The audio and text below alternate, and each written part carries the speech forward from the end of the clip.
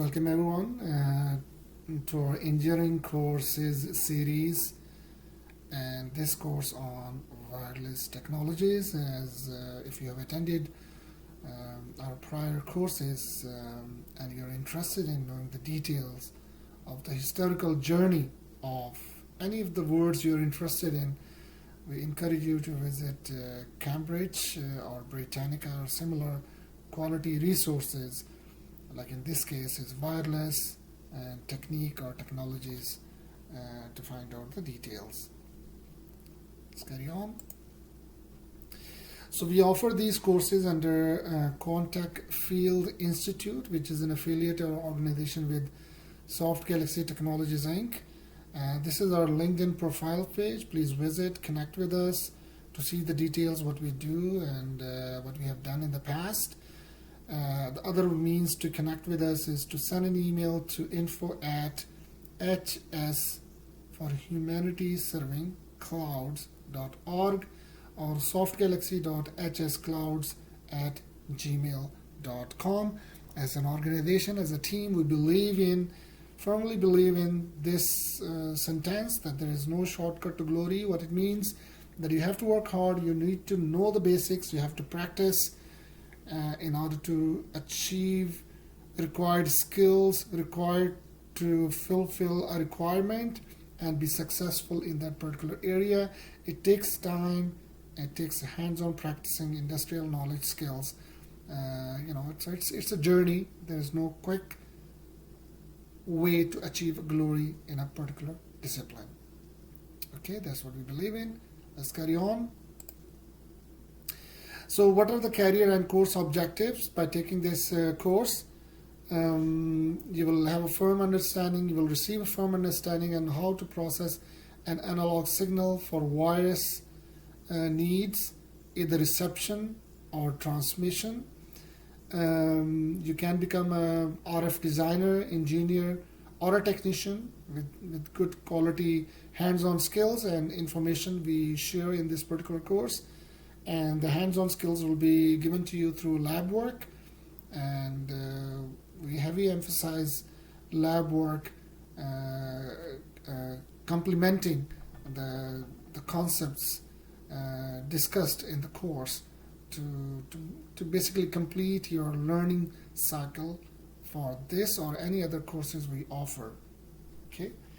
And if you have taken our course in the past, if not, please download the slide. The link is given in the video description below, and look onto these YouTube videos links, which basically showcased many technologies and wireless technologies, basically the one which basically shows in these videos. So cell phone manufacturing, cell phone means wireless, so that's obvious, but factory tour can tell you how that the manufacturing of that particular product happens, how it gets assembled, what parts are utilized, robots, self-driving cars, or orders, fulfillment centers. In this case, we are sharing the example of Amazon fulfillment center,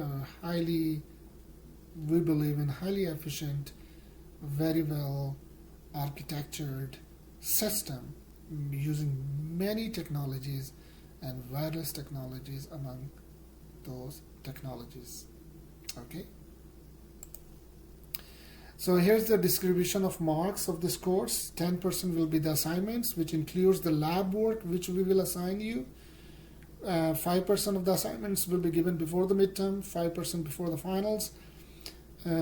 Lab work is 20%. You will be tested on the lab work for that 20%, which is a 1-hour exam on the day of the midterm, before the midterm, and on the day of the final, before the finals. There will be a break of 30 minutes to 1 hour before you will get your midterm of 30%, which is a 1 hour long exam, or finals, which is a 40% and an hour and a half long exam. And we will also do industrial tours in order to give you the practical information or the practical experience that how or industrial experience basically showing you that how these technologies or information what you have learned are utilized in the industry to complete to basically the idea behind that is to complete your learning circle, and that's what we encourage and do and practice in every course offering we do. Okay, let's carry on. So here are the standard equipments required for this particular course. Some of the basic courses, resistor, capacitors, diodes, LEDs, inductors, transistors, analog ICs. It includes an RF ICs. 2713 is one of the IC, but by no means that this is complete. We may go with other ICs as well. This is an op-amps ICs, multimeters, breadboards, and some of the others like oscilloscope, soldering stations. The main idea, behind setting up a lab like this is basically to give you hands-on skills so that you'll be ready for the industry in fulfilling any requirement put forward in front of you relating to the skills you claim to a potential employer. Okay.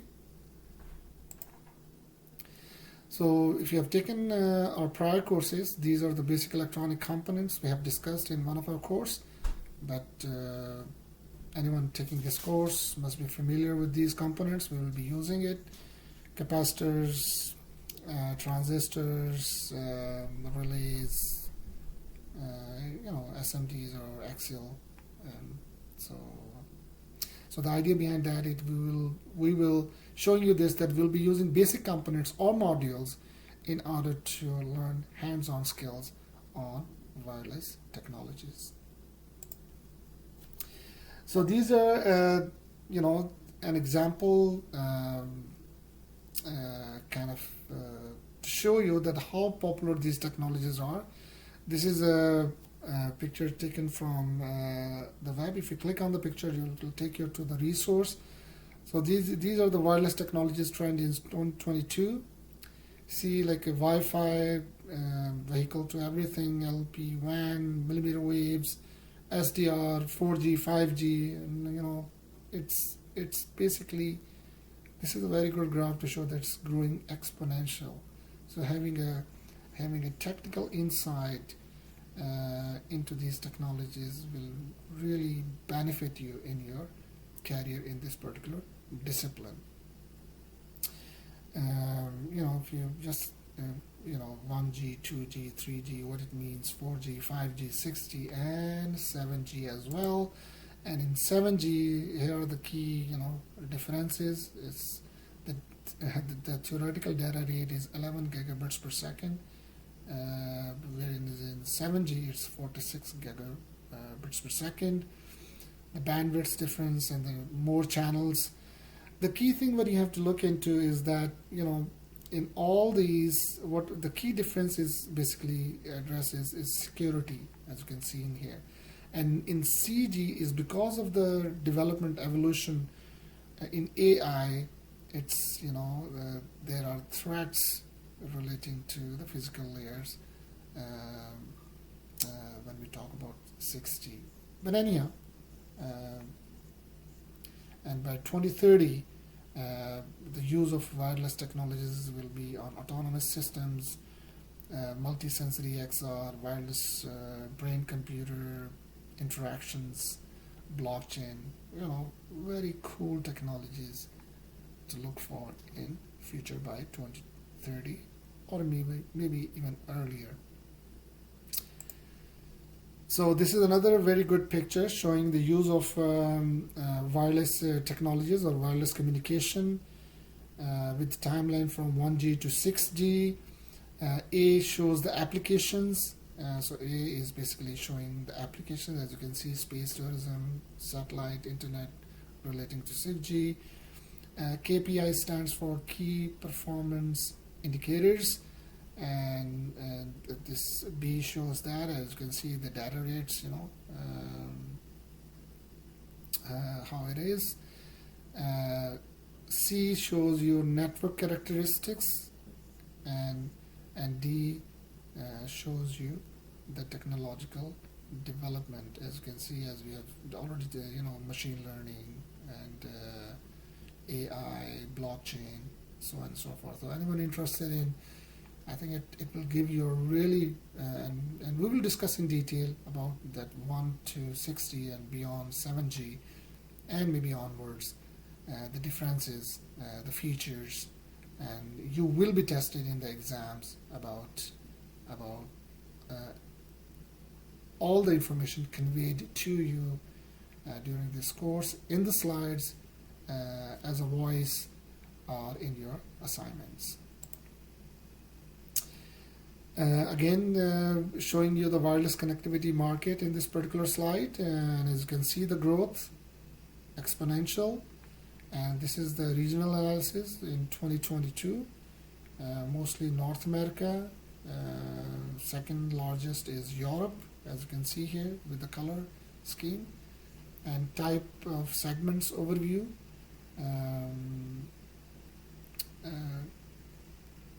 Yeah, so I think it's a very good kind of information slide. And what are the key players when we talk about wireless technologies are listed in here. Qualcomm, Intel, Broadcom, very well known organizations.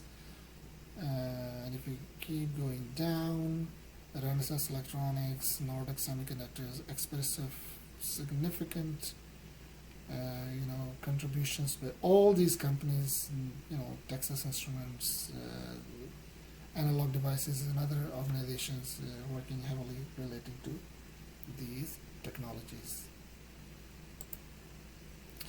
Okay, when we talk wireless or any signal processing discipline, we are basically talking about frequency spectrum, which is an electromagnetic frequency spectrum, and this graph shows, like few hertz to all the ways to gamma rays, which is petahertz, terahertz, and ehertz. So it basically shows kind of range what we are talking about when we are dealing with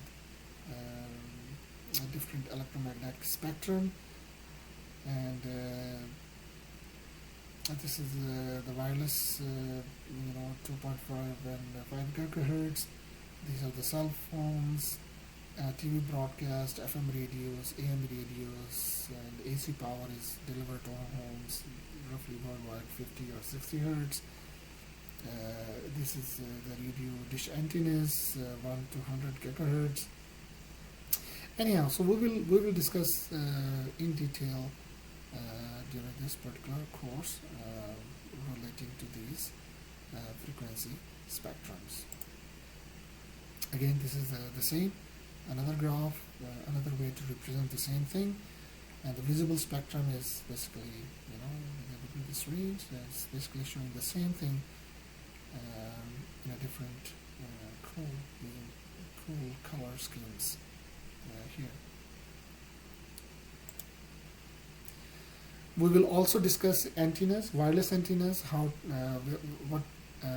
and how to design wireless antennas. We will be discussing what is an omnidirectional antenna and the relevant math associated with this, semi-directional antenna, highly directional antennas, and vertical, horizontal, H-plane and the E-plane as shown here. So basically, antenna design, antenna theory in itself is a big field.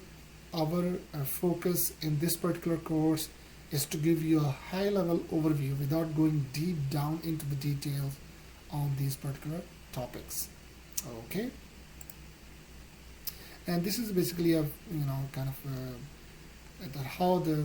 when we talk about antennas, how they look like, and how they look like a product used in the industrial or consumer applications. Like in this one, this is a cell phone tower.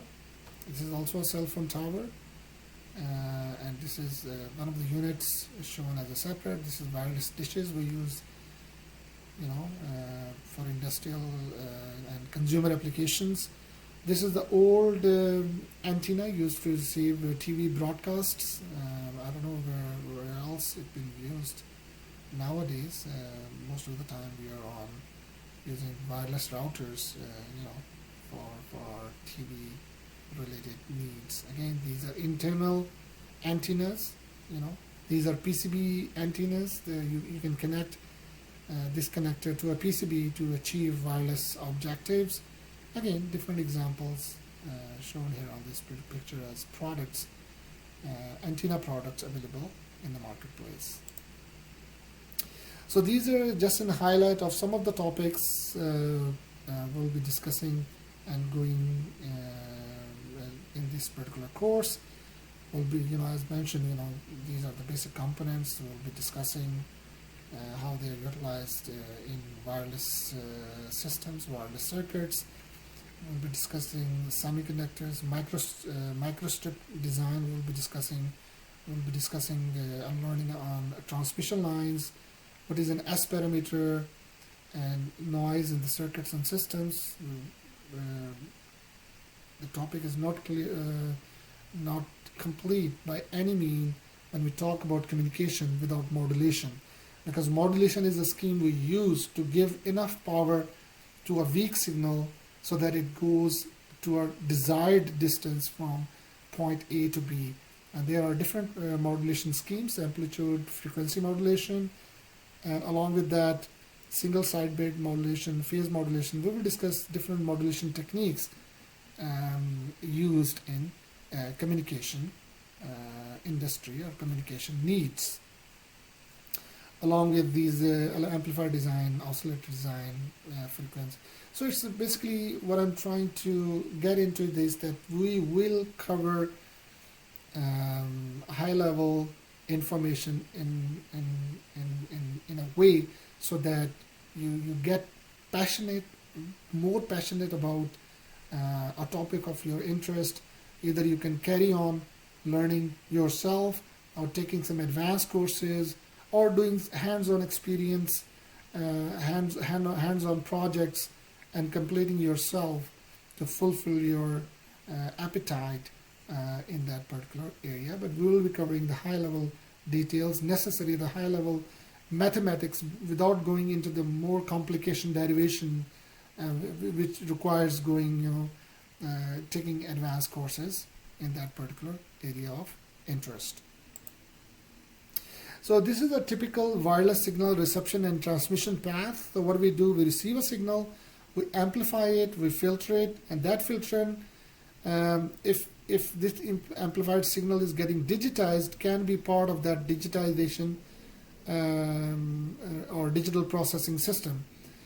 But anyhow, in this case, we are using, let's say we are using an external analog filtering scheme. So filtering, and then we digitize, we can store the signal, we can further digitally process the signal to extract required information, and this is basically the receiving path. On the transmission side, the signal can be in the form of digitally produced, or it was priorly saved and we want to resend it. It goes to a DAC, which is a digital to analog converter. We amplify and filtering, then we transmit it using a transmit antenna, depending on where we want to transmit, what scheme we are going to use. We will discuss all that in basically this high-level block diagram of wireless signal reception and transmission. Okay. We have discussed these the basics. Okay, just covering it here for completeness.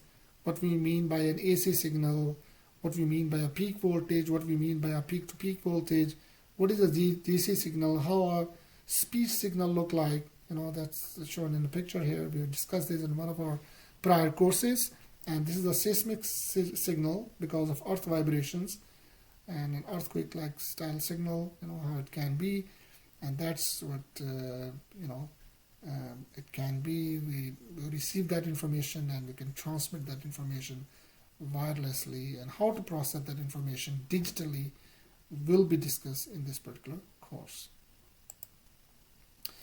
We might will use these industrial amplifiers from Texas Instruments, very popular series, INA series 128, 129 in this particular course during our labs, but we will see. Again, just showing it here for completeness, but just to show cause that we have worked with these parts in our other courses, lab work. Yeah, that we're basically showing the same from our prior courses. Texas Instruments are very good chart. Depending on what frequency range you're dealing with in megahertz, you can easily pick up your part for amplification needs.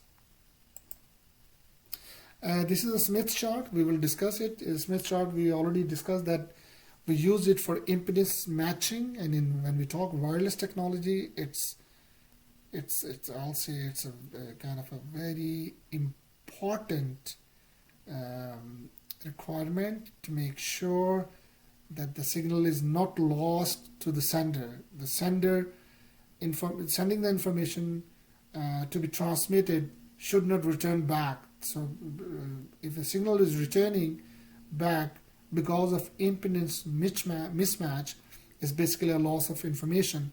And we use Smith chart, which help us achieve near close impedance matching in order to transmit the maximum power of the signal to be transmitted for desired purposes. And we will discuss Smith chart and how we use it for our design needs for wireless communications or other analog signal impedance matching needs.